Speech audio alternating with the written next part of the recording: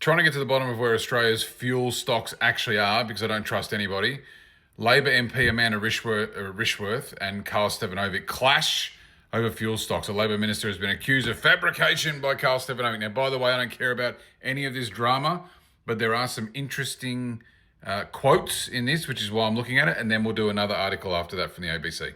Employment Minister Amanda Rishworth has clashed with Today host Karl Stefanovic after fuel security, rejecting claims of a potential shortage amid global disruption sparked by the war in Iran. Let us be clear, this isn't an issue of supply when it comes to fuel. So she's basically saying that there's no supply issue. Very quickly, Australia does not import crude oil, and we have a small amount of refining capability onshore. We had a much larger amount, but it's very expensive, and there's lots of reasons that we don't have it anymore. Whether that's the right decision or not is a conversation that is really worth reinvestigating. But there's a lot of reasons why. Some of it's cost, some of it's IR, some of it's net zero, some of it's nonsense, some of it's really sort of short-term government thinking across both sides of the aisle. Everyone is guilty of this. So basically we import it from other countries, and we have a mandate in Australia to have 90 days of supply. I don't think we're anywhere near that. I think Chris Bowen's quoted in this as saying 32 days of supply of fuel, diesel, jet fuel, that sort of thing. But Chris Bowen is saying, quote, Energy Minister Chris Bowen said fuel stocks remain, quote, secure, and that there was no need for panic buying. I can say that our diesel and petrol supplies remain at this point secure. We have as much diesel in Australia today as we had before this crisis began, and the stock obligation, which the companies are legally required to make, remains at 32 days. We're seeing a big increase in demand for particularly diesel. The key message is every single expected arrival of diesel supply in recent days and expected in coming days has arrived on schedule as expected. I mean, I've seen reported in different places that we have 25 days of diesel, jet fuel, and petroleum onshore and in the ships in our area of control. I don't know if that's right. There's talk of that strategic petroleum reserve, which no one seems to know. Maybe it was sold in 2022 out of the US. It's not even here anyway, and it's only 2 days of supply in reality anyway. It's very interesting what's happening here. We've basically for 25 years outsourced, offshored everything, which we're an island. We've got to make these choices. You can't have everything onshore with a small population and geographical challenge. But what we do have is a phenomenal energy base in this country. Like this country's energy base, natural resource, is the envy of everywhere in the world. And we're destroying our natural advantage. Anyway, let's finish this article, jump on to the next one. There are real pressures in rural and regional Australia. Mr. Bowen told the House of Reps. An agency informed us they'd seen demand increase in Mildura by 100%, Adelaide Barossa 280%. Most reasonable people would understand that to put pressure on supply chains. I think everybody would agree with that, is that when there is a demand increase, like not in housing, of course, because there's no demand increase in housing, it's all supply, of course. But when there's a demand increase, of course, prices go up, supply gets shortened. Having said that, one of the primary reasons that we go into panic buying is because we have very little trust. We're becoming low trust in our governments, and we're not fully convinced that they're up to the job, potentially. All right, listen, here's an article from the ABC. War in the Middle East already making Australian fuel struggles the toughest in decades. There's a whole bunch of quotes in this of people fishing, farming, regional. Let's whip through a few. In short, Australia faces the worsening fuel shortage due to the conflict in the Middle East. That's true. Regional businesses, in the ABC, by the way, have started rationing fuel while some towns, farmers and transport companies completely have been cut off completely. Suppliers say farmers and fishing operations are grinding to a halt and Easter food supplies are at risk. See, people don't think this can happen. This can bloody happen. Dozens of dock fishing trawlers and other vessels have been stranded as a result of the worsening fuel shortages. Across the country, retailers have started rationing fuel, limiting sales to emergencies. Some of the reason is that they're worried about the pricing. They're worried that they're going to get a 20 or 30 or 40 or 50% price increase across the market globally, and they're going to sell it and get absolutely scorched. So that's one of the reasons. But there's rationing going on. There's limited to emergencies, and some transport companies have been cut off completely. See, this quote I don't like. This quote I don't like from Bowen, from the Energy Minister. This is not a supply problem. Now, if we have 25, let's say even if it's up to what he says, 32 days supply, even though we're supposed to have 90 days, 32 days supply onshore, and anything goes wrong, like in our energy system, think about our energy system over the next decade.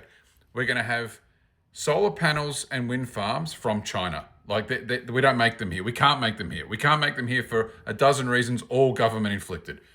We're getting them from China. We have our oil coming, our petroleum coming from overseas.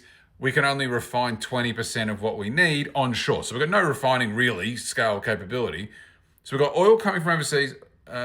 Even though we've got all this energy, all this oil, shale oil onshore, we've got solar panels and intermittent energy that we're going to be relying on from another country.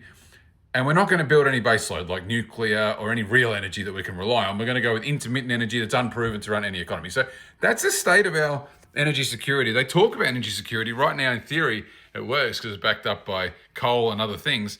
But this is like 5 or 10 years from now, this could be weekly. This could be a problem for us. Who knows? Danny Kreutzer, founder of fuel transport company Westspring Petroleum, says requests for fuel from Brisbane-based terminals were virtually cut off. We're getting only 10% of our usage. 80% of our business is farmers, transport operators, and they're pretty much having to say no to everybody. I've never been in any situation where I've had to park so many trucks up. Said 90% reduction in his fuel supplies. Many lost 405,000 litres of petrol a day. And he only had enough to justify one truck transporting fuel while 37 others in Westlink's transport fleet were at a standstill. Jesus, this is in 10 days. This is another one. On average week, not even a busy week, we would distribute 1 million litres of fuel. Now we can only pick up 50,000 litres a day. Another petroleum distributor, farmers, transport companies, fishing trawlers. We have trucks parked, and when wheels don't turn on a truck, it's not good. If this will continue much longer, the math doesn't work. People are going to be completely out of fuel. You got piggeries, they can't fuel their generators. All the animals will die. Farmers needing to get crops out of the ground, need fuel for their tractors. All these crops are going to die. Mate, this is 10 days of a small conflict. What the hell? Debbie Gostelow, who owns a trucking in Far North Queensland, said that they're worried about taking on jobs and then not being able to get back. We've had truck drivers report that some service stations have stopped filling so that if they can't fill them, we need that. We haven't heard anything from anyone in government about whether there's security to make sure we can get home. So how can you take on a job 1,000 kilometres away if you're not sure you're going to be stranded there? You'd rather be stranded at home, of course. Heaven help us if we've got a load of cattle and get on one of our centres and they're low on fuel. Good luck. In the Mooloolaba, Bowsers on fishing wharves are running empty. CEO of wild caught tuna and swordfish company Walker Seafoods said this week's haul could be the last catch for the foreseeable future. Is anyone not? We're not embarrassed by how quickly our economy stops. Mind you, concerned. This is the real world. There's no guarantee of any road tankers that are going to fill them up at any time soon. This is 10 days. He said his boats required 20 to 30,000 litres at a time to be able to fish in deep water. People are getting an education in real numbers too, by the way. We can't just go fishing 100 metres out. We need 100% fuel to go fishing. Extremely worried. Business is in trouble. Bit of a disaster.